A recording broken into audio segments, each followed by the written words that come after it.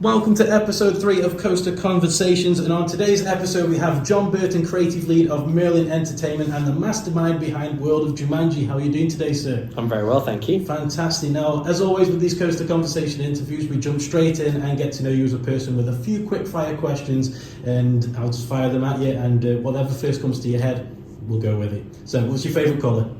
Blue. What's your favourite football team? Wolverhampton Wanderers, Wolves. Fantastic. They're on a bit of a rocky... Yeah, we'll go into that. Quick fire questions. And what's your favourite ride in Chessington World of Adventures? I want to say Vampire, but I'm pretty sure it's going to be Banjo Mayhem. Okay, fantastic. Looking forward to seeing that in action. And of course, what's your favourite band? Favourite band? I like EDM, so yeah. Fantastic. Okay, so you feel ease, all the tension's gone now? Yeah. A little bit. Okay, fantastic. So when it comes to the actual Jumanji movies, are you a fan of the old Robin Williams movies, or are you a fan of the remakes? So I like both. Yeah. I think each one is slightly different. Obviously, the original with Robin Williams, it's a classic, and I really loved that film. And obviously that's set within our world. The new ones are obviously a new take on it. It's obviously a game console and the game board, and you're kind of sucked into the world of Jumanji. I think there's loads of awesome bits in there, the whole kind of characters being transformed into different characters, and there's loads of humour in that one as well, so I like them both equally, and that's why in the land you'll see there's kind of some nods across them as well. Yeah, I definitely noticed that. We'll come to that in a second, but I've always been interested in the full process of how a project lands on your desk at Merlin Magic Making and gets to the point of being a real physical environment. Could you just kind of run us through the process of that from concept to finished product? Sure. So, I mean, simplest terms, because it's a really long process and there's a lot to it, but the simplest way is we knew we wanted to put Jumanji in Chessington. It's kind of a no-brainer that you do that. I mean, the fact that Chessington is all around the idea of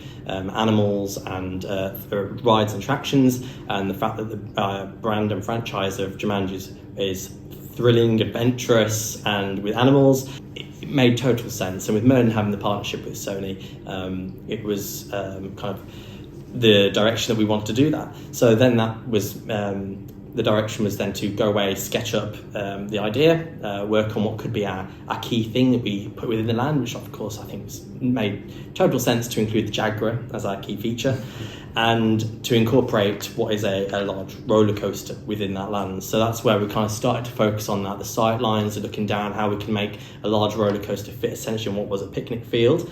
And that's where we worked with various manufacturers and then landed on B&M, because the ride is so unique and so special, and it's going to give kids the opportunity to go upside down for the first time. And then the other parts then were subsequently located around the land to create these different biomes and different zones within there to really make that world of Jumanji.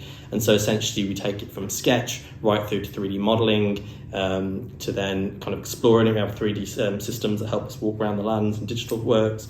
We 3D model things in actual 3D printed models like the Jag, and then everything starts to kind of build from there. As you would have seen, we built the Jaguar first. That was our first thing, because obviously it's hard to build when the roller coaster there. So the Jaguar was one of the first things. The sculptors were working off a little 3D model and working on. Is that easier for you guys to have that main focal point of the area to work around? So you've obviously got the concept and you've got the Jaguar Shrine as your main focal point. Is that easier from a design aspect to work everything else around that shrine?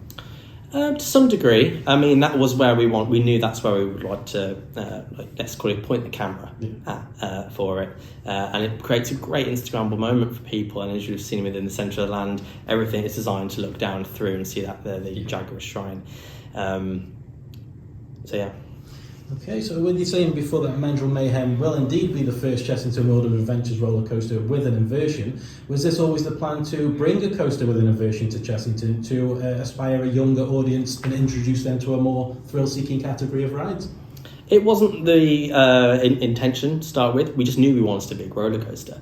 And as we were developing it and working with various manufacturers, the project kind of evolved, and we were finding that with the new B&M Winged Family coaster models that we were developing with them, we were able to actually get lower height restrictions with the restraints and able to actually do inversions, which makes it super thrilling. And I think that's really exciting, especially for a portfolio here. And as you said, it helps us do that my first inversion type coaster, which again is a great message. And we know that a lot of kids are becoming quite the thrill seekers nowadays. So this really offers something that is really unique for Chessington and really exciting and compelling for people to come visit us here. And with a snappy launch like that, it might even be their first launch coaster. Well, exactly. I mean, with 42-mile-an-hour launch to that station, it looks fast. It was a very surprising moment seeing that fly out the station. It really was. When it comes to being involved with the Jumanji attraction yourself over in Gardaland, you've also got a good solid knowledge of the IP and how to implement it into an individual theme park ride.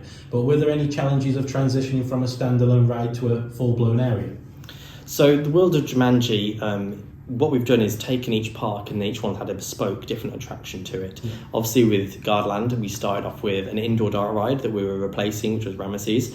And so that had a story that was very much dark ride focused. The storytelling is slightly different with the dark ride in comparison to, let's say, a land. A dark ride, you can very much do the beginning, middle, and end a lot easier than the World of Jumanji, where your guest journey is much more exploratory than it is within a dark ride, where there's a very clear journey going through that. So that had its own story and narrative that went with it. Whereas then transitioning to Chessington, we then had to develop a new story. We still stayed true to the brand and the franchise of the storytelling that is in the Jumanji films, which is all around saving Jumanji. Jumanji's in turmoil. There's something that you need to fix and solve, which is normally about collecting a gem and shouting Jumanji to win the game. And that's what the rides. Each ride is kind of a moment from each of the films, an iconic moment. So you've got the ostrich ride, ostrich June scene, Mamba Strike, which is based on the snake scene, and then Mandrill Mayhem, inspired by the mandrills from the second film, which of course caused chaos in Rampage Around the Land. I was crossing my fingers that there's going to be no food stalls selling cake that makes people explode. Well, who knows? So when it comes to planning the foliage for the Jumanji area, I can only imagine the discussions that were had regarding the range of plants that the area used to compare to the actual jungle versus being in the UK climate. Was that kind of a tough decision to pick out the range of right plants to complement that particular area?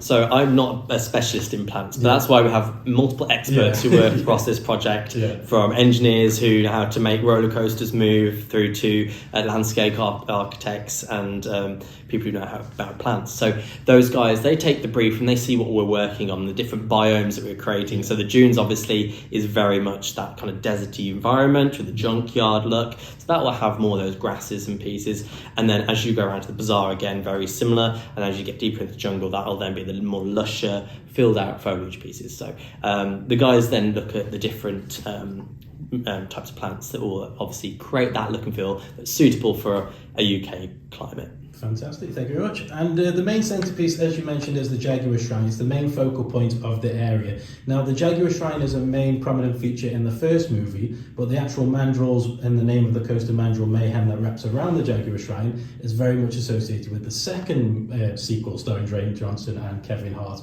Was there a conscious decision to blend the two movies together and just to have that kind of encapsulating Jumanji feel, or was it just an oversight? No, nothing's ever an oversight. So it was an intentional decision to do that. We knew it was super compelling when you've seen the trains scooped up in the arms of Mandrill Monkey. That's super fun, and we know how fast and agile they are, and the fact that they can run all the way around the periphery of Jumanji, causing chaos, as you saw with the food truck. They've tipped it over and ransacked it for all the goods out of heading to the bazaar. And then the Jaguar, of course, is so iconic to the first film, so we wanted to create something that mandrills race all around the land and then reach the highest point of Jumanji. So then the gem will light up, the Jaguar will roar, and then it falls backwards, and you've got to then get back to Powerpuff Treehouse. All right, fantastic. When it comes to opening days and all the work that comes to fruition, do you have time to stop and take it all in, or is it right straight into the next one? I mean, I'm working on multiple projects all at the same time. I can't ask you about those. No, I mean, I'm working on multiple projects all the time. But I do try and like to take that opening day and enjoy it and see those reactions of the guests. I can't wait to see families' reactions on Mandrill Mayhem, especially when you go over that inversion. I mean, we've got a vision of what that's going to be, and I just really hope that it all comes through. But as soon as that's done, it's on to the next. Fantastic. And one final question for you. If you could relate to any Jumanji character, past or present movies, which one would you relate to, and why would that be? Ooh, that's a really tough question. I'm trying to think of Ruby Roundhouse is an acceptable answer. Strong, brave, kick-ass moves. That's true. Yeah. I was going to say Ruby Roundhouse. She's got some great dance moves. Yeah. Yeah. Okay. Don't worry, I won't be asking you to demonstrate. No, please don't. I just want to say, John, thank you very much for your time speaking to me today and for showing us around the site earlier. It's very much appreciated. Episode 3, Coaster Conversations. Thank you very much. Thank you.